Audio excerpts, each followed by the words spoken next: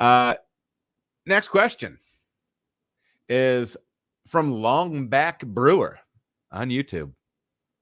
How do you balance creativity and tradition in your brewing? Well, I think that's interesting. I feel like there's a time and place for different things. I think there's a time to make beers that are an homage to a classic, right? Like if you have a favorite Czech Pils and you're literally just trying to make that beer, go for it. Like really chase it, really drive down the process as much as you can and chase that and do that for what it is. I don't have a problem though with the idea of appreciating a technique, an ingredient from another tradition, and finding a use for it in another direction. Okay. Okay,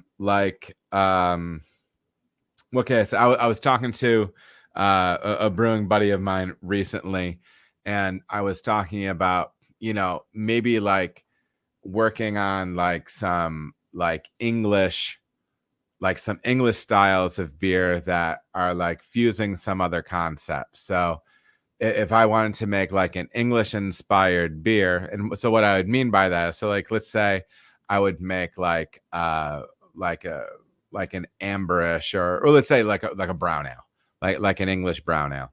I don't know, so say for argument's sake, I could use ALDC in it to make sure that I'm not going to get diacetyl. I can spund it, right? I can get full carbonation in the fermenter. And I don't know and that's not traditionally the way that's done as far as cask ale goes, right? I could incorporate German ingredients that I really like into that beer, right? I think things like that are fine. Like, and you could just call it a brown ale or whatever, you know what I mean? But like, I think that there's, what doesn't work for me is I'm not big on cereal and beer, and that's cool.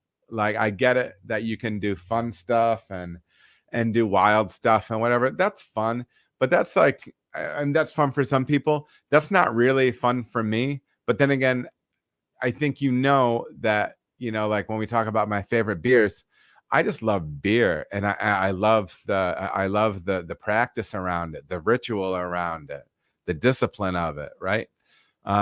So I mean that's what gets me rolling about all this stuff. So I mean, I can say, the beer with a million ingredients is probably not the first beer I'm going to be ordering out of a place.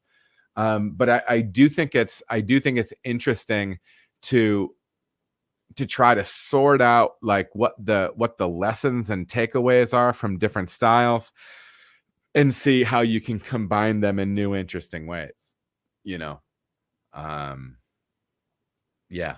don't know. That's kind of my thought on it. That's kind of my thought. Again, I think it's one of those things where most of us, are just trying to be able to color within the lines.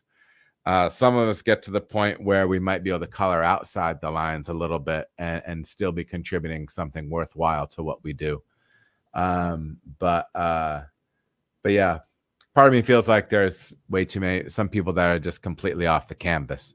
And that's not my jam, but that's just me personally, Let's see here. Hold on a second.